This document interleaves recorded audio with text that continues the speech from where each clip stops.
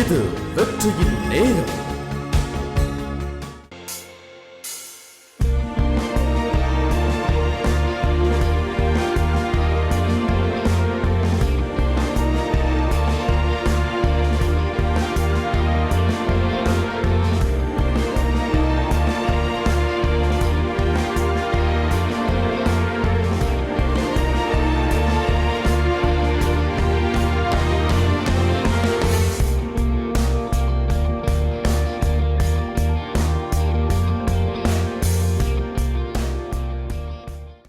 வேதம் வைத்திருக்கிறவர்கள் கரங்களிலே உயர்த்தி காண்பிப்போம்.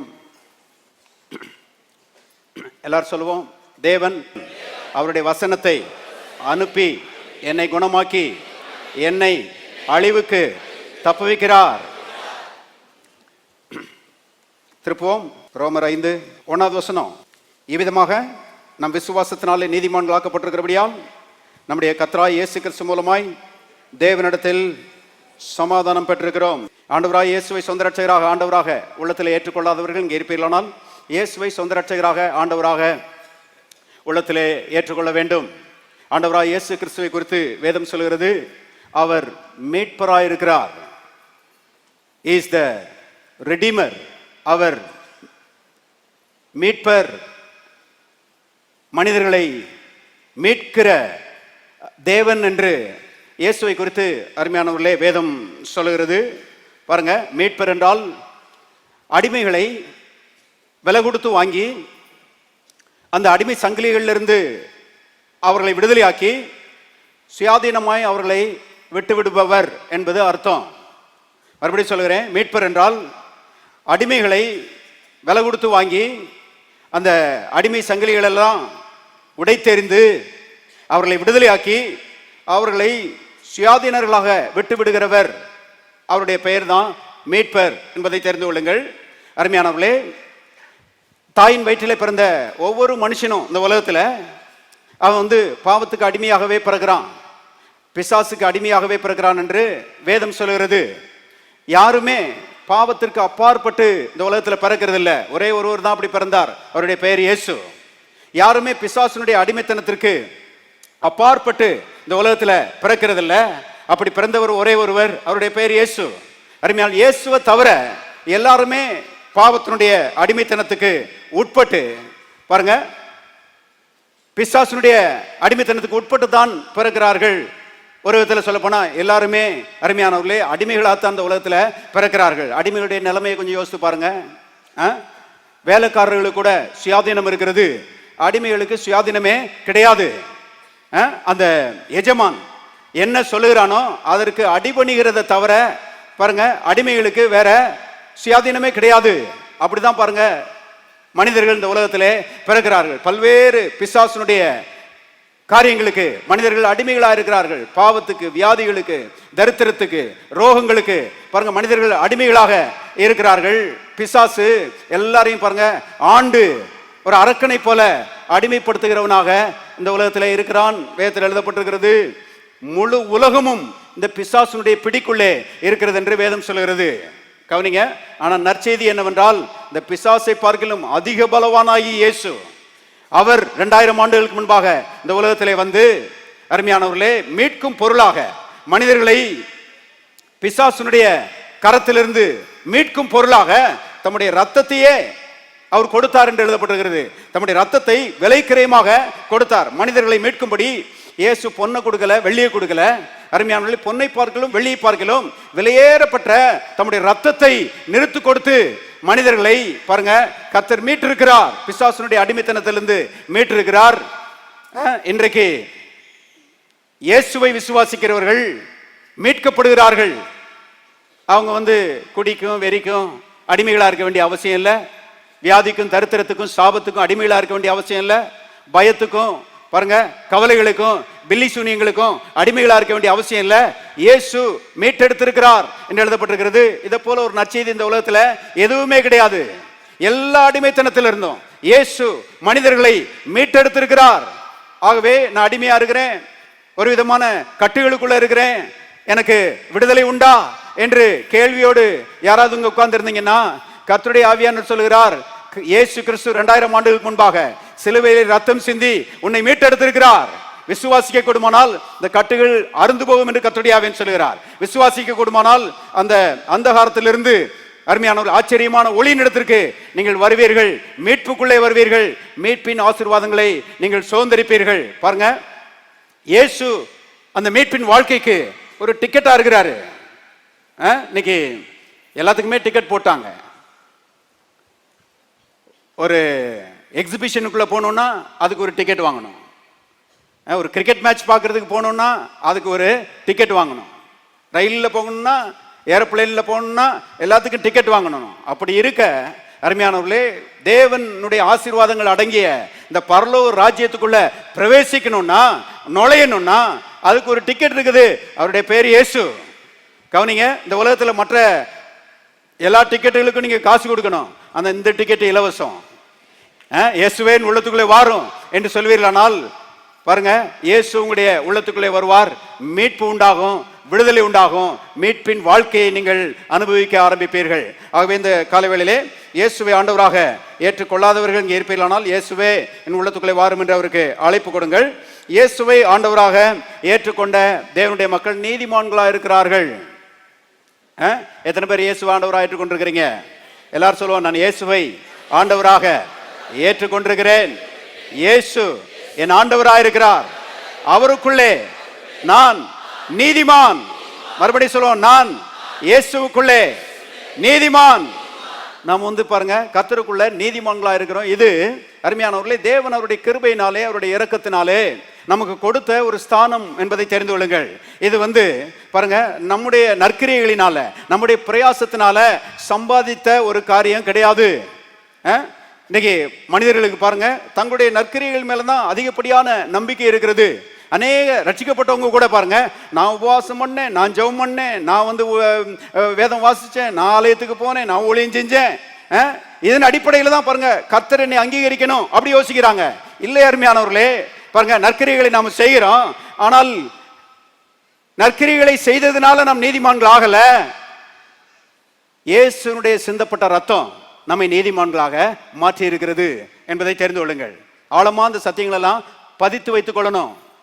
இது மிகுந்த ஆசீர்வாதமா இருக்கும். பாருங்க, இயேசுனுடைய சிந்தப்பட்ட ரத்தமே அன்றி வேற எதுவும் நம்மை நீதிமான்கள் ஆக்காது என்பதை தெரிந்து கொள்ளுங்கள். இந்த சத்தியத்தை ஆண்டவர் நல்ல விளக்கி சொல்வதற்காக ஒரு ஓமையை சொன்னார் என்று வேதத்திலே நாம் வாசிக்கிறோம். திருப்புங்க, லூக்கா 18:10 வாசிக்கிறேன். 2 மனுஷர் ஜெபம் பண்ணும்படி தேவாலயத்துக்கு போனார்கள். ஒருவன் பரிசேயன், மற்றவன் ஆயக்காரன். பரிசேயன் நின்று, தேவனே, நான் பரிகாரர், அநியாயக்காரர், விபச்சாரக்காரர் ஆகிய மற்ற மனுஷரை போலவும் இந்த ஆயக்காரனை போலவும் இராததினால் உம்மை ஸ்தோத்தரிக்கிறேன். வாரத்தில் 2 தடவை உபவாசிக்கிறேன், என் சம்பாத்தியத்தில் எல்லாம் தசோபாகம் செலுத்தி வருகிறேன் என்று தனக்குள்ளே ஜெபம் பண்ணினான். ஆயக்காரன் தூரத்திலே நின்று தன் கண்களையும் வானத்துக்கு ஏறெடுக்க துணியாமல் தன் மார்பிலே அடித்துக்கொண்டு, தேவனே, பாவியாயி என் மேல் கிருபையாயிரும் என்றான். அவன் அல்ல, எல்லாரும் சேர்ந்து வாசுங்க, இவனே நீதிமானாக்கப்பட்டவனாய் தன் வீட்டுக்கு திரும்பி போனான் என்று உங்களுக்கு சொல்லுகிறேன். பாருங்க, 2 பேர் ஜெபம் பண்ண போறாங்க. அதுல ஒருத்தன் பரிசேயன், இன்னொருத்தன் ஆயக்காரன். இந்த பரிசேயன் பாருங்க, அவன் சொல்றான், நான் பரிகாரர், அநியாயக்காரர், விபச்சாரக்காரர் ஆகிய மற்ற மனுஷரை போலவும் இந்த ஆயக்காரனை போலவும் இராததினால் உம்மை ஸ்தோத்தரிக்கிறேன். எல்லாரும் மோசம், நான் மட்டும் ரொம்ப கெட்டிக்காரன். எல்லாரும் மோசம், நான் மட்டும் ரொம்ப நல்லவன். பாருங்க, இந்த எண்ணம் அவனுக்குள்ளே ஆழமாய் பதிந்திருந்தது என்று நாம் பார்க்கிறோம். அருமையானவர்களே, இந்த பரிசேயர்களுக்கு ஆங்கிலத்தில் எப்படி சொல்றாங்க? பாரசீன்னு சொல்றாங்க. அது ஒரு பிரசங்கர் அழகா சொல்றாரு. இந்த பாரசீஸ்குள்ளெல்லாம் என்ன என்னன்னா, ஹவ் ஃபேர் ஐ சி, நான் எவ்வளவு அழகா இருக்கிறேன் அப்படிங்கிற எண்ணம் ரொம்ப பதிஞ்சு கிடக்குது. கவனிங்க, சுயநீதிமான்கள். அவன் சொல்றான் பாருங்க, நான் வாரத்தில் 2 முறை உபவாசிக்கிறேன். உபவாசம் பண்றது நல்லதுதான். ஆனா தன்னுடைய உபவாசம் தான் தன்னை நீதிமானாக்குகிறது, தேவனிடத்திலே ஒரு அங்கீகாரத்தை பெற்று தருகிறது அப்படின்னு நினைச்சான் பாருங்க. வாரத்தில் 2 முறை உபவாசிக்கிறேன், என் சம்பாத்தியத்தில் எல்லாம் தசவாகம் கொடுக்கிறேன். தசவாகம் கொடுக்கிறது நல்லது. கவனிங்க, இந்த பரிசேயர்கள் பாருங்க, அவங்க இந்த ஒருத்தலாம் வெந்தயம், சீரகம் இதில் எல்லாம் பாருங்க தராசு போட்டு நிறுத்து கரெக்டாக அனுப்பிச்சிருவாங்க, தசமாக கொடுத்துருவாங்க. நான் சம்பாத்தியத்தெல்லாம் தசமாக செய்கிறேன், செலுத்தி வருகிறேன் என்று பாருங்க தனக்குள்ளே ஜெபம் பண்ணினான் என்று எழுதப்பட்டிருக்கிறது. இப்படிப்பட்ட அருமையானவர்களே, இந்த பரிசேயனை பார்த்து ஆண்டவர் சொல்கிறார், அவன் அல்ல, அவன் நீதிமான் ஆக்கப்படவில்லை என்று கர்த்தர் சொல்கிறார். பாருங்க, நற்கிரியைகளை செய்யணும், ஆனா நற்கிரியைகள் நமக்கு தேவனிடத்திலே ஒரு அங்கீகாரத்தை தருகிறது என்று பாருங்க நம்பக்கூடாது. நம்முடைய கிரியைகள் அல்ல, தேவனுடைய கிருபை. எத்தனை பேர் ஆமென் சொல்றீங்க? நம்முடைய கிரியைகள் அல்ல அருமையானவர்களே, தேவனுடைய கிருபை. பாருங்க, ரட்சிக்கப்பட்ட அநேகருக்குள்ள இப்படிப்பட்ட எண்ணங்கள் இருக்கிறது. கர்த்தர் சொல்றாரு, உங்களுடைய நீதிகள் எல்லாம் என் பார்வையில அழுக்கான கந்தையை போல இருக்குது. அம்மாமாருக்கு தெரியும் பாருங்க, கிச்சன்ல ஒரு அழுக்கு துணி வச்சிருப்பாங்க. இந்த அழுக்கு துணியை பற்றி யாராவது மேன்மை பாராட்டுவாங்களா? குப்பையில போடுறது கூட என்ன செய்யாது, உதவாது. பாருங்க, நம்முடைய நற்கிரியைகள் எல்லாம் இந்த அழுக்கு துணி மாதிரி. பாருங்க, our best is worst before God. தேவனுக்கு முன்பாக நம்முடைய பாருங்க நற்கிரியைகள் ஒன்றும் கிடையாது அருமையானவர்களே. தேவன் நமக்காக என்ன செய்தார்? சிலுவையிலே அடிக்கப்பட்டார், அவருடைய ரத்தம் நமக்காக என்ன செய்தது? சிந்தப்பட்டது. அது நிமித்தமாக நாம் நீதிமான்களாக என்ன செய்கிறோம்? மாறுகிறோம். அந்த ஆயக்காரன் இருக்கிறான் பாருங்க, அவன் ஜெபம் பண்றான், தூரத்தில் நின்றுகிட்டு கண்களை வானத்துக்கு ஏறெடுக்க துணியாமல் கர்த்தரை பார்த்து மார்பிலை அடித்துக்கொண்டு அவன் சொல்லுகிறான், தேவனே பாவியாகி என் மேல் என்ன செய்யும்? கிருபையாயிரும். இந்த கிருபையாயிரும் என்கிற அந்த வார்த்தைக்கு மூல பாஷையில எப்படி சொல்றாங்க? அதாவது அவன் எப்படி ஜெபம் பண்றானா, கிருபாசனத்தின் புண்ணியத்தினாலே என் மேலே கிருபையாயிரும் அப்படி ஜெபம் பண்றானா. பாருங்க அருமையான கவனிங்க, என்ன கிருபாசனம்? கிருபாசனத்தினுடைய விசேஷம் என்ன? நல்லா கவனிங்க. அந்த நாட்கள்ல பழைய ஏற்பாட்டில் உடன்படிக்கை பெட்டி இருந்துச்சு. அந்த உடன்படிக்கை பெட்டிக்குள்ள அருமையானவர்களே தேவனால் எழுதப்பட்ட அந்த 10 கற்பனைகள் அடங்கிய கற்பலைகள் இருந்தது. அந்த கற்பலைகளை அந்த பெட்டிக்குள்ள வச்சிருந்தாங்க. இந்த கற்பலைகள் மனிதர்களை அருமையானவர்களை குற்றம் சாட்டி கொண்டே இருந்தது என்று வேதம் சொல்கிறது. அந்த கற்பனைகள் என்ன சொல்லிச்சான்? மனிதர்கள் பாவம் செஞ்சிருக்கிறாங்க, கற்பனைகளை மீறி இருக்கிறாங்க, மனிதர்கள் நியாயம் தீர்க்கப்பட வேண்டும், மனிதர்கள் தண்டிக்கப்பட வேண்டும், மனிதர்கள் நரகத்துக்குள்ளே தள்ளப்பட வேண்டும், ஏன்னா தேவனுடைய பரிசுத்த கற்பனைகளை மீறி இருக்கிறார்கள் சொல்லி அருமையானவர்களே அந்த கற்பனைகள் சத்தம் போட்டுக்கிட்டே இருந்துச்சாம். பாருங்க, மோசே முதற்கொண்டு யாருமே நியாயப்பிரமாணத்தை பரிபூர்ணமாய் நிறைவேற்றினதே கிடையாது. பெரிய பெரிய தீர்க்கதரிசிகளாகட்டும் யாரா இருக்கட்டும், இயேசுவை தவிர அருமையானவர்களே நியாயப்பிரமாணத்தை யாருமே நிறைவேற்றினது கிடையாது. ஆகவே அந்த கற்பனைகளுக்கு முன்பாக, அந்த நியாயப்பிரமாணத்துக்கு முன்பாக எல்லாருமே அருமையானவர்களே குற்றவாளிகளாக இருந்தார்கள். அந்த கற்பனைகள் ஒரு சத்தமிட்டு கொண்டே இருந்தது. மனிதர்கள் அந்த பிரமாணங்களை மீறி இருக்கிறாங்க, தப்பு செஞ்சிருக்கிறாங்க, பாவம் செஞ்சிருக்கிறாங்க, அவங்க நியாயம் தீர்க்கப்பட வேண்டும், அவருடைய ரத்தம் சிந்தப்பட வேண்டும், அவர்கள் நரகத்துக்கு அனுப்பப்பட வேண்டும், அப்படி பேசிட்டே இருந்துச்சாம். பாருங்க, ஆனா இரக்கமுள்ள தேவன், கிருபை நிறைந்த தேவன் மோசேட்ட என்ன சொன்னார் தெரியுமா? அந்த உடன்படிக்கை பெட்டிக்கு ஒரு மூடியை போடுப்பானாரு. அது ரொம்ப சத்தம் போடுது மனுஷர்களுக்கு விரோதமா, அதனால அந்த உடன்படிக்கை பெட்டிக்கு ஒரு மூடியை போடு அப்படின்னாரு. கவனிங்க, மோசே ஒரு மூடியை போட்டான். அந்த மூடிக்கு மேல அருமையானவர்களே கிருபாசனம் இருந்தது என்று வேதம் சொல்கிறது. கவனிங்க, அந்த உடன்படிக்கை பெட்டியின் மூடிதான் கிருபாசனம். அந்த கிருபாசனத்துல என்ன இருந்துச்சுன்னா, ஆட்டுக்குட்டி அடிக்கப்பட்டு அதனுடைய ரத்தம் அந்த கிருபாசனத்தின் மேலே சிந்தப்பட்டிருந்தது. கவனிங்க, அந்த கற்பலைகளுடைய சத்தம் அடங்கி போச்சு, ஏன்னா மூடிய போட்டாச்சு. இப்ப ரத்தம் பேசுகிறது, ரத்தம் நல்ல சத்தமா பேசுகிறது. ரத்தம் என்ன பேசுகிறது?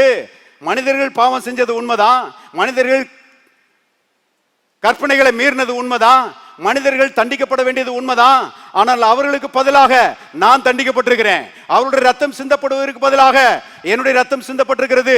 ஆகவே நியாய தீர்ப்பு ஏன் மேல வந்ததுனால தேவனே அவர்கள் மேல கிருபையை ஊற்றும், கிருபையை ஊற்றும் சொல்லி ரத்தம் பேசிட்டே இருந்துச்சாம். பாருங்க, இன்னைக்கும் அருமையானவர்களே தேவ ஆட்டுக்குட்டியாகிய இயேசுவின் ரத்தம் பரலோகத்திலே இந்த கிருபாசனத்திலே இருந்து கொண்டு நமக்காக இப்படிதான் பேசிட்டு இருக்குது.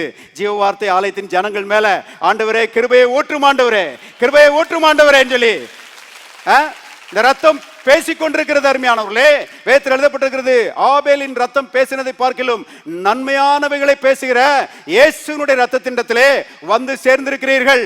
எல்லாரும் சொல்லுவோம், ஆபேலினுடைய ரத்தம் பேசினதை பார்க்கிலும் நன்மையானவைகளை எனக்காக பேசுகிற இயேசுவின் ரத்தத்தினிடத்திலே நான் வந்து சேர்ந்து விட்டேன். எல்லாரும் கரங்களை தட்டி சோதரிப்போம். இதுதான் பாருங்க அந்த கிருபாசனத்தினுடைய மேன்மை.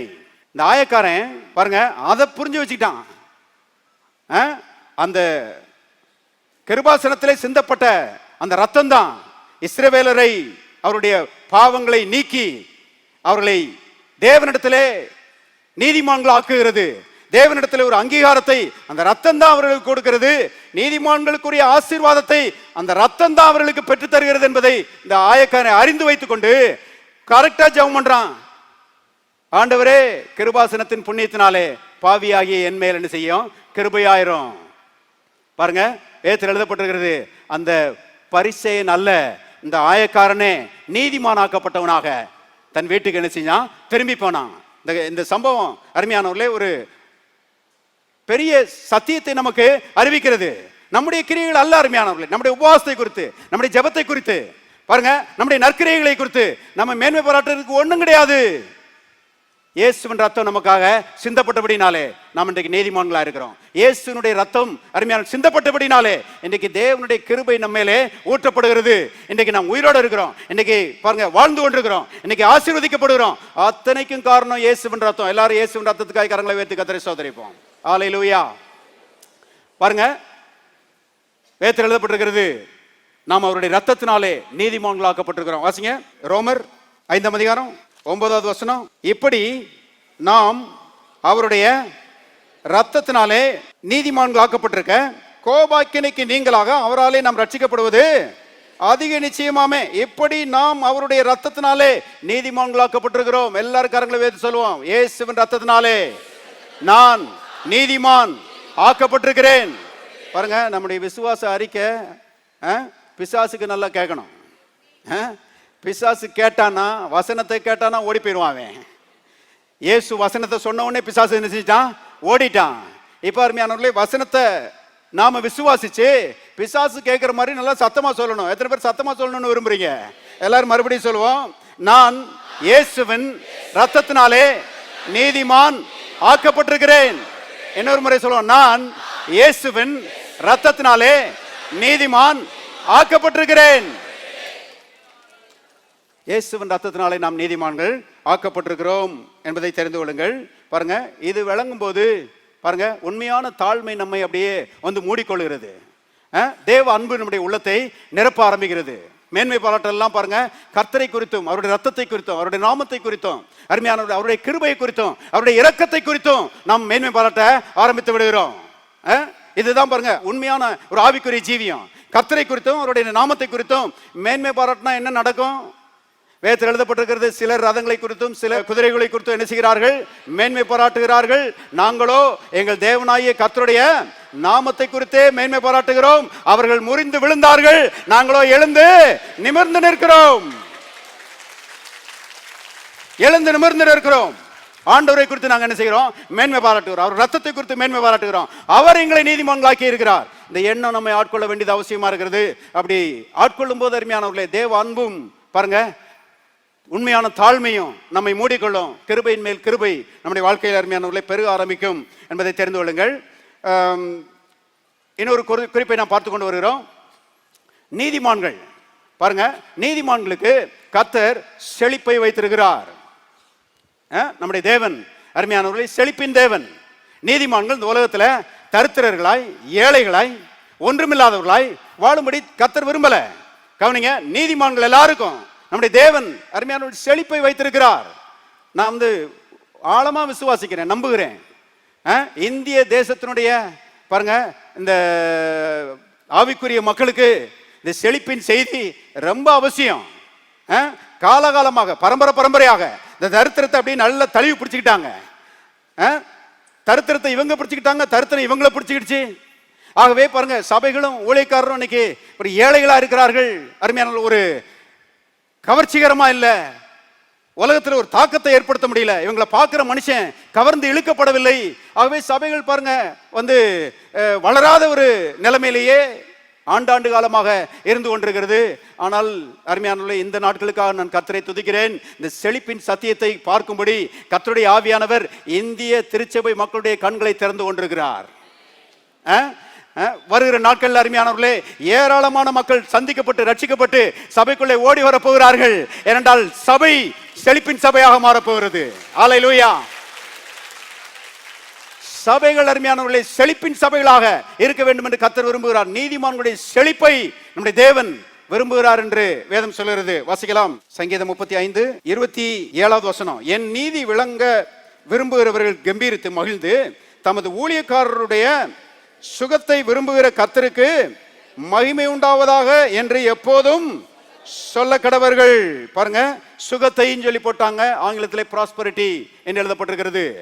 பாருங்க, செழிப்பை விரும்புகிற கர்த்தர். அது மட்டுமல்ல, தமது ஊழியக்காரன் என்று எழுதப்பட்டிருக்கிறது. பழைய ஏற்பாட்டில் தேவனுடைய ஜனங்கள் எல்லாரும் ஊழியக்காரர்கள் அல்லது வேலைக்காரர்கள் என்று அழைக்கப்பட்டார்கள். ஆனா புதிய ஏற்பாட்டில் இயேசுவை ஏற்றுக்கொண்ட தேவனுடைய மக்கள் யாருமே வேலைக்காரர்கள் அல்ல, எல்லாருமே தேவனுடைய பிள்ளைகளா இருக்கிறோம், எல்லாருமே நீதிமான்களா இருக்கிறோம். ஆகவே புதிய ஏற்பாட்டில் இந்த வசனத்தை வாசிக்கணும்னா இப்படிதான் வாசிக்கணும். எப்படி வாசிக்கணும்? தம்முடைய நீதிமான்களுடைய செழிப்பை விரும்புகிற கர்த்தருக்கு மகிமை உண்டாவதாக என்று எப்போதும் சொல்ல கடவர்கள். எப்போதும் சொல்ல கடவர்கள். ஏன்னா கர்த்தர் எப்போதுமே தம்முடைய நீதிமான்கள் செழிக்க வேண்டும் என்று விரும்புகிறார். கவனிங்க, தமது ஊழியக்காரருடைய சுகத்தை விரும்புகிற கர்த்தருக்கு நான் சொல்றேன், நீங்க மகிமை உண்டாவதாக சொல்லணும். கர்த்தர் மகிமை போடுவாராக. வாசிக்கிறேன். தமது ஊழியக்காரனுடைய சுகத்தை விரும்புகிற கர்த்தருக்கு. அல்லேலூயா. எல்லாரும் கரங்களை தட்டி கர்த்தரை ஸ்தோத்திரிப்போம்.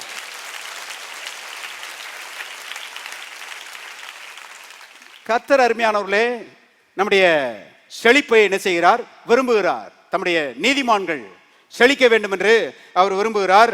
அது மட்டுமல்ல, பாருங்க, இந்த செழிப்பை நாம் அடைய வேண்டும் என்று கர்த்தர் விரும்புகிறது மட்டுமல்ல, கல்வாரி பாடுகள் மூலமாக அந்த செழிப்பை தம்முடைய மக்கள் மேலே பண்டமாற்று செய்திருக்கிறார். ஆச்சரியமான ஒரு செய்தி பாருங்க.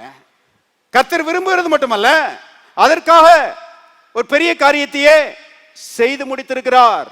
இன்னைக்கு பாருங்க, உலகத்துல சில தகப்பன்மார் பிள்ளைகளுக்கு நன்மை செய்யணும்னு விரும்புவாங்க. ஆனா இவங்களுக்கு முடியாது, இவங்ககிட்ட இருக்காது, ஏழைகளா இருப்பாங்க. ஆனா பிள்ளைகளை நல்லா வசதியா வைக்கணும்னு நினைப்பாங்க, ஆனா இவங்களால முடியாது. ஆனா நம்முடைய தேவன் அப்படி இல்லை அருமையானவர்களே. அவர் நம்மளை ஆசீர்வதிக்கணும்னு விரும்புறது மட்டுமல்ல, அவரால் முடியும், அவற்றை எல்லாமே இருக்குது.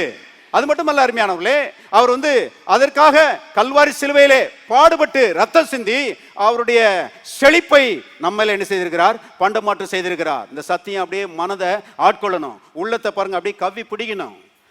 எப்போதும் பாருங்க, தேவனுடைய மக்கள் கல்வாரியை நினைக்கிறவர்களாக, கல்வாரி சிலுவையின் மூலமாக வருகிற ஆசீர்வாதத்தை விசுவாசிக்கிறவர்களாக இருக்க வேண்டும் என்று கர்த்தர் விரும்புகிறார். கர்த்தர் தம்முடைய ஐஸ்வர்யத்தை எல்லாம் பாருங்க கல்வாரி சிலுவையின் மூலமாக நமக்கு என்ன செய்திருக்கிறார்? பண்டமாற்று செய்திருக்கிறார். பாருங்க, இன்னைக்கு தேவனுடைய மக்களுக்கு வேண்டிய முக்கியமான ஒரு வெளிப்பாடு என்னன்னு கேட்டீங்கன்னா, சிலுவையை குறித்த வெளிப்பாடு தான். அருமையானவர்களே பாருங்க, இன்னைக்கு அரசாங்கத்தில் பார்த்தீங்கன்னா இந்த ஏழைகளை உயர்த்துறதுக்கு பெரிய பெரிய திட்டங்கள்லாம் போடுறாங்க. வேலை வசதிகளை உண்டாக்கி தராங்க, சுய தொழில் நடத்துவதற்கு கடன் வசதிகளை என்ன செய்யறாங்க? கொடுக்குறாங்க, இலவசமா வீடு கட்டி கொடுக்குறாங்க, இன்னும் என்னென்னமோ ஏழைகளை எப்படியாவது உயர்த்தணும்னு சொல்லி திட்டங்களை போடுறாங்க. ஆனா நல்லா கவனிங்க, ஏழைகளை உயர்த்தும்படிக்கு நம்முடைய தேவன் ஒரே ஒரு திட்டத்தை தான் போட்டிருக்கிறாரு, அது கல்வாரி சிலுவை என்பதை தெரிந்து கொள்ளுங்கள். கல்வாரி சிலுவை தான் தேவனுடைய மக்கள் செழிப்படைவதற்கு, வளருவதற்கு, வாழ்வதற்கு அஸ்திபாரமா இருக்கிறது. அந்த திட்டத்தை தான் அருமையானவர்கள் தேவன் போட்டு சிறப்பாய் நிறைவேற்றி என்ன செய்திருக்கிறார்? முடித்திருக்கிறார். இன்னைக்கு தேவனுடைய மக்களுடைய மனக்கண்கள் பாருங்க பிரகாசம் அடையணும். கர்த்தருடைய கல்வாரியை குறித்த ஒரு வெளிப்பாடு தேவனுடைய மக்களுக்கு உண்டாகுமானால், நான் சொல்கிறேன், அவருடைய வாழ்க்கையில தரித்திரியம் இருக்க முடியவே முடியாது என்பதை தெரிந்து கொள்ளுங்கள். பாருங்க, இயேசு லாசுரு என்கிற ஒரு மனுஷனை உயிரோட எழுப்பினார், உங்களுக்கு தெரியும். அந்த உயிரோட எழுப்பின அந்த லாசுருடைய ஊருக்கு மறுபடியும் வர்றாரு. யோவான் சுவிசேஷம் 12ஆம் அதிகாரத்தில் இது சொல்லப்பட்டிருக்கிறது. மறுபடியும் அந்த ஊருக்கு வர்றாரு. வரும்போது பாருங்க, இந்த மார்த்தாள், மரியாள், லாசுரு அவங்க வந்து அவரை வீட்டில் ஏற்றுக்கொள்கிறாங்க. வீட்டில் ஏற்றுக்கொண்டு அவருக்கு ராவிருந்து பண்ணினார்கள் என்று எழுதப்பட்டிருக்கிறது. வேதத்தில் எழுதப்பட்டிருக்கிறது, மார்த்தாள் பணிவிடை செய்தாள். மறுபடியும் தம்மா கிச்சனுக்கு ஓடி போயிட்டா. கவனிங்க, ஏற்கனவே ஒரு வாட்டி வந்திருக்கும் போது பாருங்க, இயேசு சொன்னார், மார்த்தாளே மார்த்தாளே, நீ அநேக காரியங்களை குறித்து கவலைப்பட்டு கலங்குகிறாய், தேவையானது ஒன்றே, மரியாள் தன்னை விட்டு எடுபடாத நல்ல பங்கை தெரிந்து கொண்டாள். ரொம்ப இந்த அன்றாட வேலைகள்ல ரொம்ப மனதை செலுத்தி கவலைப்பட்டு கலங்காதேன்னு சொல்லி இயேசு ஏற்கனவே கடிந்து கொண்டார் பாருங்க. இப்ப 2வது முறை வந்தவொடனே இந்த அம்மா மறுபடியும் அங்கதான். சில ஆட்டில் மாத்தவே முடியாது, அப்படியே தான் இருப்பாங்க. என்ன சொன்னாலும் என்ன செய்ய மாட்டாங்க, கேட்க மாட்டாங்க. மறுபடியும் இந்த அம்மா பணிவிடை செய்யறதுக்கு என்ன செஞ்சிட்டா, கிச்சனுக்கு ஓடிட்டா. ஆனா மரியாள் இருக்கிறா பாருங்க, அவ வந்து ஏற்கனவே இயேசுனுடைய பாதத்தில் உட்கார்ந்து அவருடைய வார்த்தைகளை கேட்டுக்கொண்டிருந்தாள் ஆரம்பத்தில். இப்ப 2வது முறை வந்த உடனே நல்லா கவனிங்க, இந்த மரியாள் விலையேறப்பட்ட களங்கமில்லாத நலதம் என்னும் ஒரு தைலத்தை ஒரு ராத்தல் வாங்கிட்டு வந்தாளாம். ஒரு ராத்தல்னா கிட்டத்தட்ட 1/2 கிலோ. கவனிங்க, ஒரு ராத்தல் அந்த விலையேறப்பட்ட களங்கமில்லாத நலதம் என்கிற அந்த தைலத்தை வாங்கிட்டு வந்தாளாம். அதனுடைய இன்றைய ரூபாய் மதிப்பு என்னன்னா 50,000 ரூபாயாம். கவனிங்க, 50,000 ரூபாய் கொடுத்து அந்த தைலத்தை வாங்கிட்டு வந்து இயேசுனுடைய பாதத்தில் என்ன செய்கிறா, பூசுகிறா. பூசிட்டு பைபிள்ல போட்டிருக்கு, தலைமயிரினால் அதை துடைத்தாள். மரியாளுக்கு அருமையானவர்களே, இயேசுவின் மேலே எவ்வளவு மரியாதை பாருங்க, எவ்வளவு அன்பு அவர் மேல. அவளுக்கு இந்த 50,000 எல்லாம் ஒண்ணும் கிடையாது. இயேசு கோடியை பார்க்கிலும் மேலானவர். எத்தனை பேர் ஆமென் சொல்றீங்க? 50,000 எல்லாம் அவளுக்கு ஒண்ணும் கிடையாது. இயேசுவை போல விலையேறப்பட்டவர் இந்த உலகத்தில் யாருமே கிடையாது. ஆகவே 50,000 ரூபாய்க்கு வாங்கிட்டு வந்து அவருடைய பாதத்துல அந்த தைலத்தை பூசி தலைமயிரினால் அதை துடைத்தாள். அங்க ஒருத்தர் இருந்தான், அவன் பேர் யூதாஸ் காரியத்து. பைபிள்ல போட்டிருக்கு, அவ பூசின உடனே அந்த வீடு பரிமள தைலத்தினால் நிறைந்தது என்று எழுதப்பட்டிருக்கிறது. இந்த யூதாஸ் காரியத்தை என்ன சொன்னா தெரியுமா, இந்த தைலத்தை 300 பணத்துக்கு வித்து தரித்திரருக்கு கொடாமல் போனது என்ன அப்படின்னா பாருங்க. ஆண்டவர் அது அழகா எழுதி வச்சிருக்கிறாரு. இவன் தரித்திரரை குறித்து கவலைப்பட்டு அப்படி சொல்லல, இவன் திருட்டு பயலா இருந்ததுனால அப்படி சொன்னான். ஆண்டவர் வந்து இந்த தைலத்தை வித்து கொடுத்துருப்பான்னு யூதாஸ் சொன்ன உடனே, யூதாஸ் பாருங்க தரித்திரத்துக்கு கொடுக்குற மாதிரி இவரும் கொஞ்சம் பாக்கெட்டுக்குள்ள எடுத்து வச்சுக்கலாம்.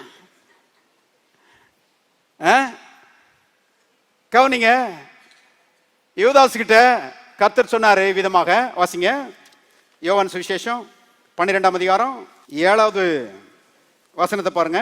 அப்பொழுது இயேசு, இவளை விட்டுவிடு, எல்லாரும் சேர்ந்து வாசிப்போம், என்னை அடக்கம் பண்ணும் நாளுக்காக இதை என்ன செய்திருந்தாள், வைத்திருந்தாள். கவனிங்க, யூதாஸ் கர்த்தர் சொல்றாரு, அவளை விட்டு இந்த தைலத்தை என்னை அடக்கம் பண்ணுவதற்காக அவள் வைத்திருந்தாள் என்று சொல்லுகிறார். அதாவது யூதாஸ் வந்து பாருங்க வித்து தரித்திரருக்கு கொடுத்துடலாமேன்னு சொல்லி பேசிட்டு இருக்கிறான். இயேசு வந்து அருமையானவர்களே அவருடைய பாடு, மரணம், அடக்கம், உயிர்த்தெழுதலை பற்றி பேசுகிறாரு. இதுல ஒரு விவரம் இருக்குது, கவனிங்க. கர்த்தர் யூதாஸ் என்ன சொல்றாருன்னா, யூதாஸே உலகத்தினுடைய தரித்திரத்தை தீர்க்கிறதுக்கு மக்கள்கிட்ட இருக்கிறதெல்லாம் வித்து கொடுத்து உலகத்தினுடைய தரித்திரத்தை தீர்க்க முடியாது. உலகத்தினுடைய தரித்திரத்துக்கு தீர்வு மக்கள்கிட்ட இருக்கிறதெல்லாம் விற்று கொடுப்பதல்ல. உலகத்தினுடைய தரித்திரத்துக்கு தீர்வு என்னுடைய அடக்கம், என்னுடைய உயிர்த்தெழுதல் என்று கர்த்தருடைய ஆவியானவர் சொல்லுகிறார். இயேசு அதான் சொல்றாரு, நான் வந்து மரித்து அடக்கம் பண்ணப்பட்டு உயிரோடு எழும்பும் போது தரித்திரத்துக்கு நான் சிலுவையில முடிவு கட்டிடுவேன் யூதாஸே, அதன் மூலமா தான் உலகத்தினுடைய தரித்திரம் தீழும் என்று கர்த்தருங்க சொல்லுறதை நான் பார்க்கிறோம். அருமையானவர்களே, கர்த்தருடைய கல்வாரி எல்லா தரித்திரத்துக்கும் தீர்வா இருக்கிறது. எல்லாரும் கரங்களை தட்டி கர்த்தரை ஸ்தோத்திரிப்போம். ஹல்லேலூயா. இன்னைக்கும் பாருங்க, நல்லா இருக்கிறவங்கள பார்த்து சில ஆட்கள் இப்படியே தான் பேசிட்டு இருப்பாங்க. அவருக்கு எதுக்கு அது, அவருக்கு எதுக்கு அந்த வீடு, வித்து கொடுத்துடலாம்ல, அவருக்கு எதுக்கு அந்த காரு, வித்து கொடுத்துடலாம்ல. இது யூதாசனுடைய ஆவிங்க. வித்து கொடுக்கிறதுனால உலகத்தினுடைய தரித்திரம் தீராது. இயேசு கிறிஸ்து கல்வாரி சிலுவையிலே அடிக்கப்பட்டிருக்கிறார். அவர் கல்வாரி சிலுவையிலே தரித்திரத்தை சுமந்து தீர்த்திருக்கிறார் என்பதை அறிவிக்க வேண்டும். அதை மக்கள் விசுவாசிக்க வேண்டும். அப்பொழுது நான் சொல்லுகிறேன், உலகத்தினுடைய தரித்திரம் ஒளிஞ்சு போயிடும். கர்த்தர் அந்த தீர்வை தான் வைத்திருக்கிறார் என்பதை தெரிந்து கொள்ளுங்கள். நான் ஏற்கனவே சொன்னேன், தரித்திரத்தினுடைய மொத்த ரூபம் என்னன்னா பசி, தாகம், நிர்வாணம். ஆண்டவராய் இயேசு அருமையான நமக்காக பசியை ஏற்றுக்கொண்டார், நமக்காக தாகத்தை ஏற்றுக்கொண்டார், நமக்காக நிர்வாணத்தை ஏற்றுக்கொண்டார். பசி, தாகம், நிர்வாணமாக அந்த ஒட்டுமொத்த தரித்திரத்தையும் கல்வாரி சிலுவையிலே சுமந்து தீர்த்திருக்கிறார். ஏன்னா நாம சுமக்க கூடாது என்பதற்காக. கர்த்தருக்கு ஸ்தோத்திரம். நாம் எல்லாரும் வர்றதுக்கு முன்னாடியே கர்த்தர் 2000 ஆண்டுகளுக்கு முன்பாக கல்வாரியிலே தரித்திரத்துக்கு நிவாரணம் பண்ணி முடித்து வைத்திருக்கிறார். அவருடைய தரித்திரத்தினாலே நாம் இன்றைக்கு ஐஸ்வர்யனுக்காக வாழ முடியும். ஏத்தில் எழுதப்பட்டிருக்கிறது, அவர் ஐஸ்வர்யம் உள்ளவராக இருந்தோம், அவருடைய தரித்திரத்தினாலே நாம் ஐஸ்வர்யவான்கள் ஆகும்படிக்கு நம் நிமித்தம் தரித்திரரானாரே. எல்லாரும் கரங்களை வைத்து சொல்லுவோம், அவருடைய தரித்திரத்தினாலே நான் ஐஸ்வர்யவானாக ஆகும்படிக்கு என் நிமித்தமாக இயேசு சிலுவையிலே தரித்திரர் ஆனாரே. இயேசு சிலுவையில தரித்திரர் ஆனார். ஆகவே நான் தரித்திரமா இருக்க வேண்டிய அவசியம் கிடையாது. கர்த்தருடைய கல்வாரிக்கு மரியாதை கொடுக்கிற தேவனுடைய மக்கள் தரித்திரத்தை அருமையாக வெறுத்து தள்ள வேண்டும் என்பதை தெரிந்து கொள்ளுங்கள். ஏன்னா கிறிஸ்துவ வட்டாரத்தில் தரித்திரத்தை ரொம்ப மேன்மையா பேசிட்டு இருக்கிறாங்க. அது கர்த்தர் நடத்த ஒரு மேன்மையான அனுபவம் சொல்லி பேசிட்டு இருக்கிறாங்க. இல்லவே இல்லை அருமையானவர்களே. தரித்திரம் நம்முடைய இயேசுவை சிலுவையிலே தொங்க விட்டிருக்கிறது. ஆகவே சிலுவையை நேசிக்கிற தேவனுடைய மக்கள் தரித்திரத்தை வெறுக்கிறார்கள். நான் இயேசுவுக்காக இந்த உலகத்துல ஐஸ்வர்யவானாக நான் மாறப்போகிறேன் என்று அருமையானவர்களே தீர்மானம் பண்ணுகிறார்கள். கர்த்தருடைய விசுவாசத்தை கனம் பண்ணி ஐஸ்வர்யத்தை கொண்டு வருகிறார் என்பதை தெரிந்து கொள்ளுங்கள். பாருங்க, அது மட்டுமல்ல, நான் ஏற்கனவே சொன்னேன், முள்ளு அது ஒரு தரித்திரத்தினுடைய அடையாளம். பாருங்க, இந்த முள்ள தேவன் சொன்னார் பாருங்க, ஆதாம் பாவம் செஞ்ச மாத்திரத்தில் இந்த பூமி உன்னிமித்தம் சபிக்கப்பட்டிருக்கும், அது முள்ளையும் குறுக்கையும் உனக்கு விளைவிக்கும். ஆதாமே பாவத்தின் மூலமாக தரித்திரத்தை செஞ்சுட்ட, வரவழைச்சிட்ட, தரித்திரத்துக்கு இந்த உலகத்தில் இடம் கொடுத்துட்ட. ஆகவே இந்த பூமி முள்ளை உனக்கு முளைப்பிக்கும் சொல்லி கர்த்தர் சொன்னாரு. அருமையானவர்களே, அந்த சாபமாகிய அந்த முள்ள, அந்த தரித்திர சாபமாகிய அந்த முள்ள இயேசு சிலுவையில ஏற்றுக்கொண்டார். 1.5 அங்குல நீளமான முள்ளுகளால் ஒரு முடியை பின்னி இயேசுனுடைய தலையில வச்சு அடிச்சாங்கன்னு பைபிள்ல போட்டிருக்கு. யோசித்து பாருங்க, அது எவ்வளவு தூரம் ஆழமா குத்தி இருக்கும், வேதனையா இருந்திருக்கும், தாங்க முடியாத வேதனையா இருந்திருக்கும். தரித்திரம் என்பது அருமையான வேதனைக்குரிய விஷயம் என்று கர்த்தருடைய ஆவியானவர் சொல்லுகிறார். மேன்மையான அனுபவம் கிடையாது. அருமையானவர்களே, கர்த்தர் இந்த வேதனையை ஏற்றுக்கொண்டு தரித்திரத்தை கல்வாரி சிலுவையில் நினைச்சிருக்கிறாரு, பரிபூர்ணமாய் சுமந்து தீர்த்திருக்கிறார். இன்றைக்கு நம்முடைய தலை மேல இந்த ஐஸ்வர்யத்தை பண்டமாற்று செய்திருக்கிறார். அதனாலதான் வேதம் சொல்லுகிறது, நீதிமானுடைய சிரசின் மேலே ஆசீர்வாதங்கள் தங்கும். எல்லாரும் தலை மேல கை வச்சு சொல்லுவோம், நான் நீதிமான், என்னுடைய சிரசின் மேலே கர்த்தருடைய ஆசீர்வாதம் தங்குகிறது. மறுபடியும் சொல்லுவோம், நான் நீதிமான், என்னுடைய சிரசின் மேலே கர்த்தருடைய ஆசீர்வாதம் தங்குகிறது. எல்லாரும் கரங்களை தட்டி கர்த்தரை சோதரிப்போம். போன முறை நான் சொன்னேன், தரித்திரியம் அதை பற்றி ஆண்டவர் சொல்லும்போது, முகத்தின் வேர்வையால் நீ ஆகாரம் புசிப்பாய்ன்னு சொன்னாரு. வேர்வை அருமையான தரித்திரத்துக்கு அடையாளமா இருக்கிறது. அது வரைக்கும் பாவம் செய்யாத வரைக்கும் ஆதாம் நல்லா திருப்தியா எந்த பிரயாசமும் இல்லாம ஆண்டவருடைய கிருபையினால சாப்பிட்டுட்டு இருந்தான். ஆனா பாவம் செய்த மாத்திரத்துல கிருபை இழந்து போயிட்டான். அருமையானவர்களே, கர்த்தர் சொன்னார், முகத்தின் நெத்தி வேர்வை நிலத்துல சிந்தினாதான் நீ சாப்பிட முடியும் சொல்லி கர்த்தர் சொன்னாரு. அது ஒரு தரித்திர சாபத்துக்கு அடையாளமா இருக்கிறது. அதிலிருந்து நம்மை மீட்கும்படியாக அருமையானவர்களே, இயேசு கெத்செமனே தோட்டத்திலே இரத்த வேர்வை சிந்தினார் என்பதை தெரிந்து கொள்ளுங்கள். அவருடைய வேர்வை ரத்தத்தின் பெருந்துளிகளாய் தரையிலே விழுந்தது. இயேசுனுடைய அருமையானவர்களே ரத்தம் தரையிலே சிந்தப்பட்டு சபிக்கப்பட்ட அருமையானவர்களே இந்த தரித்திர சாபத்திலிருந்து கர்த்தர் நம்ம என்ன செய்திருக்கிறார், மீட்டுக் கொண்டிருக்கிறார். மரத்திலே தூக்கப்பட்டவன் எவனும் சபிக்கப்பட்டவன் எழுதியிருக்கிறபடி இயேசு நமக்காக சாபமாகி நம்மை சாபத்திலிருந்து நீங்களாக்கி என்ன செய்திருக்கிறார், மீட்டுக் கொண்டிருக்கிறார். அருமையானவர்களே, தரித்திர சாபத்திலிருந்து நாம் மீட்கப்பட்டிருக்கிறோம். இன்னைக்கு செழிப்பு நம்முடையது. ஆழமா விசுவாசிக்கணும். காலையில் எந்திரிச்ச உடனே ஆண்டவர்கிட்ட சொல்லணும், ஆண்டவரே செழிப்புக்காக உமக்கு நன்றி. ராத்திரி படுக்க போகும்போது ஆண்டவர் சொல்லணும், ஆண்டவரே செழிப்புக்காக உமக்கு நன்றி. என் கைகளின் பிரயாசத்தை நீர் ஆசீர்வதிக்கிறபடி ஆளுக்கு நன்றி. எனக்கு தேவையான பணங்களை நீர் கொண்டு வருகிறபடி ஆளுக்கு நன்றி. என்னுடைய தேவைகள் எல்லாவற்றையும் நீர் சந்திக்கிறபடி ஆளுக்கு நன்றி. பாருங்க, தேவனுடைய மக்களுடைய வாய் துதியினாலும் நன்றியினாலும் நிறைந்திருக்க வேண்டும் என்று கர்த்தர் விரும்புகிறார். அந்த கல்வாரி சிலுவையை குறித்து அருமையானவர்கள் என்னைக்கு நான் கேள்விப்பட்டனோ அன்னைக்கு நான் சொல்றேன், என் உடம்பெல்லாம் அப்படி புல்லரிச்சிருச்சு. ஆண்டவர் எனக்காக இவ்வளவு செஞ்சிருக்கிறாரா? நான் கொடிய தரித்திரத்துல இருந்த ஒரு ஆள் பாருங்க. நான் வாலிபனா இருந்தபோது இந்த கல்வாரி சிலுவை குறித்து அந்த சத்தியத்தை கேட்கும்போது அப்படியே அது என்னை அப்படியே ஆண்டு கொண்டது. நான் எங்க வீட்டில் போய் பலமுறை எங்க அப்பா அம்மாட்ட சொல்லியிருக்கிறேன், கர்த்தர் நம்முடைய தரித்திரத்தை சுமந்து தீர்த்திருக்கிறாரு. நம்ம தரித்திரத்தில் வாழ வேண்டிய அவசியமே கிடையாது. கடன் பிரச்சனையிலிருந்து கண்டிப்பா விடுதலை உண்டாகும். கண்டிப்பா நமக்கு ஒரு ஐஸ்வர்யத்துல ஒரு உயர்வு உண்டாகும். கண்டிப்பா தரித்திரம் நம்முடைய வாழ்க்கை விட்டு நீங்கும் சொல்லி பல முறை நான் சொல்லியிருக்கிறேன் அருமையானவர்களே. அதுதான் என்னுடைய விசுவாசம். இன்னைக்கு நான் திரும்பி பார்க்கிறேன். நான் சொல்லுகிறேன் அருமையானவர்களே, என் கூட படிச்சவங்க எல்லாம் இன்னைக்கு அந்த மலங்காட்டுல கூலி வேலை தான் செஞ்சுட்டு இருக்கிறாங்க. ஆனா கர்த்தர் என்னை இவ்வளவு தூரம் ஏற்றி இருக்கிறாரு.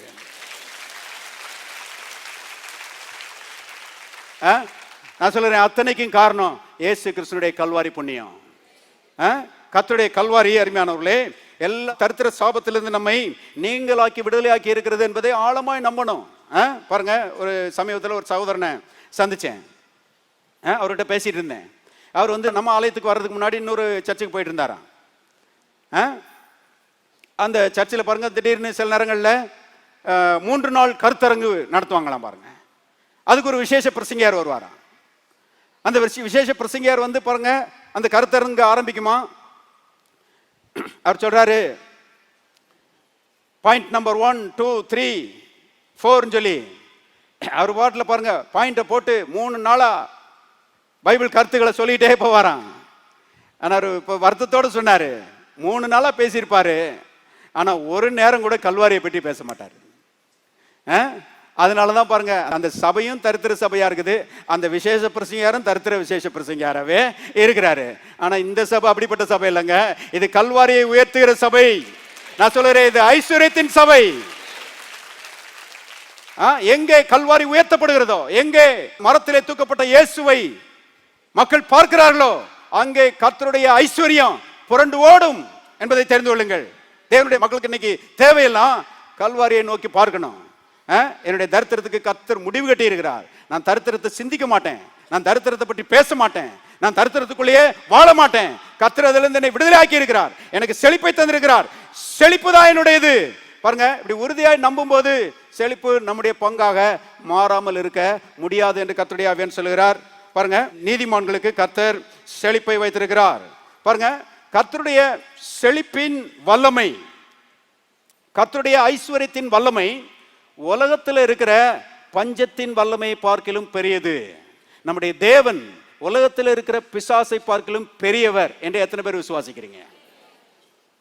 எல்லாரும் சொல்லலாம், உலகத்தில் இருக்கிற பிசாசை பார்க்கிலும் எனக்குள்ளே இருக்கிற என் தேவன் பெரியவர். பாருங்க, அவர் பெரியவர்.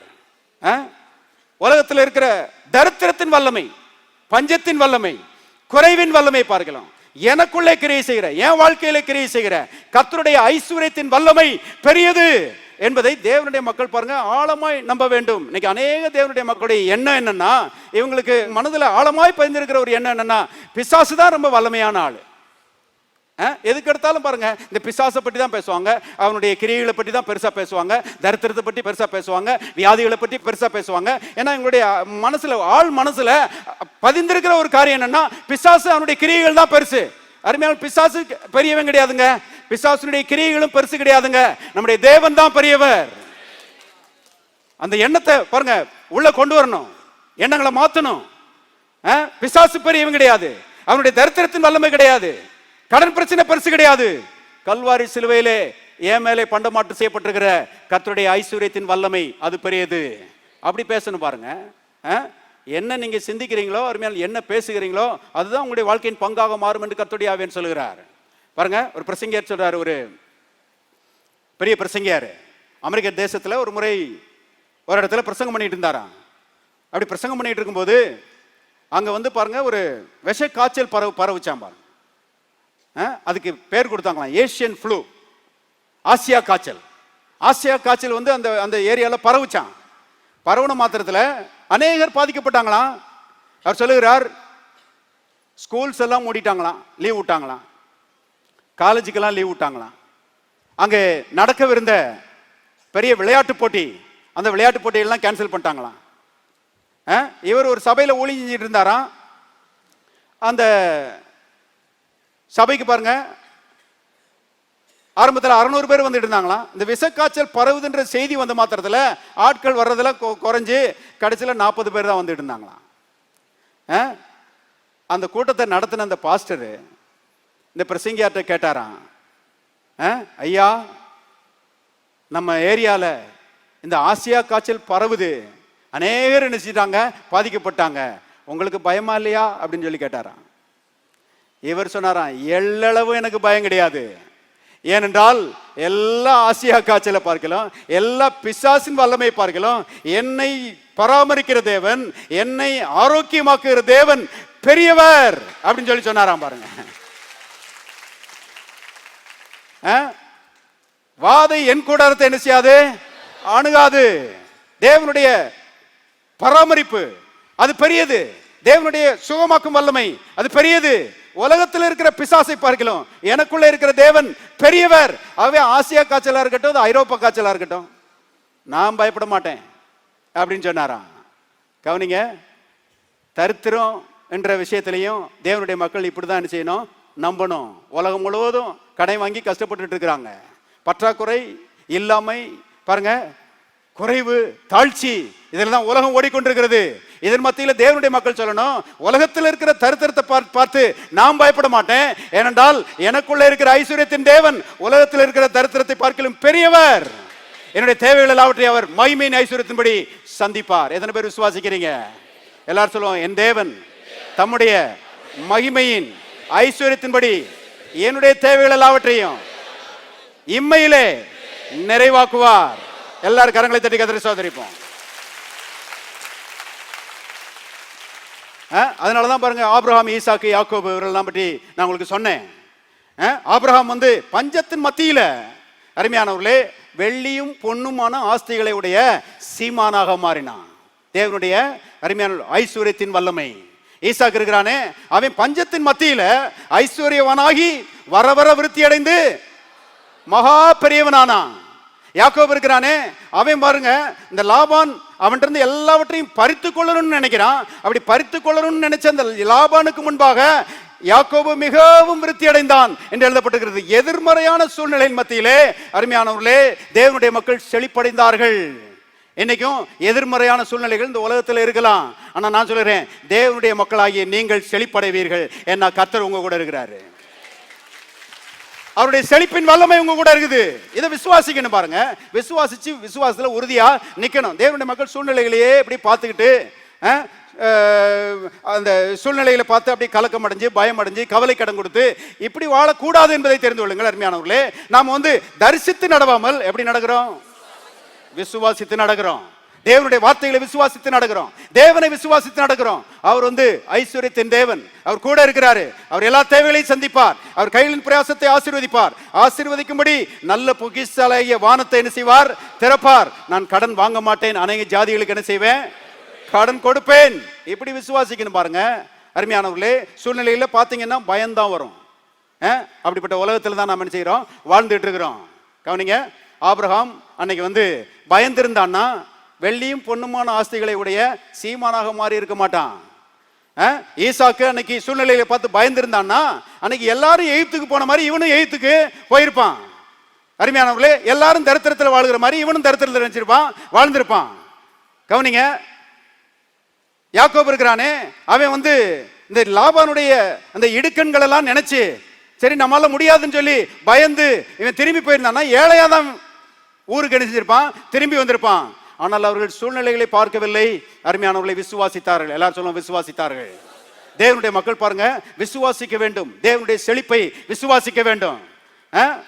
உலகத்துல எல்லாரும் தரித்திரத்தினால பாதிக்கப்படலாம். ஆனால் எனக்கு என் தேவன் செழிப்பை வைத்திருக்கிறார். நான் நீதிமான், என்னுடைய செழிப்பை என் தேவன் செய்கிறார், விரும்புகிறார். என்று அருமையானவர்கள் தேவனுடைய மக்கள் ஆழமாய் விசுவாசிக்க வேண்டும் என்று கர்த்தர் விரும்புகிறார். பாருங்க, இந்த ஆலயத்தை நாங்கள் கட்டுறதுக்கு முன்னாடி இந்த ஆலயத்துக்கு செலவு செய்யப்பட்ட பணத்தை ஒப்பிட்டு பார்க்கும்போது பாருங்க, இதை நாங்கள் ஆரம்பிக்கும் போது இருந்தது ரொம்ப கொஞ்சம். ஆனால் கர்த்தர் சொன்னாரு, கட்ட ஆரம்பிங்க அப்படின்னாரு. சூழ்நிலையை பார்த்திருந்தா கட்ட ஆரம்பிச்சிருக்கவே முடியாது. ஆனா கர்த்தர் சொன்னாரு, விசுவாசம் இருந்தது, கட்ட ஆரம்பிச்சோம். அருமையானவர்களே, ஜோரா கட்டி முடிச்சிட்டோம். எந்த பேங்க்லையும் கடன் வாங்கல. இந்த ஊழியத்துக்கு 1 ரூபா கடன் இல்லை. அருமையான கோடிக்கணக்கான ரூபாய்களை நான் சொல்லுறேன், எண்ணி முடியாத அற்புதங்களை செய்து கர்த்தர் கொண்டு வந்தார்.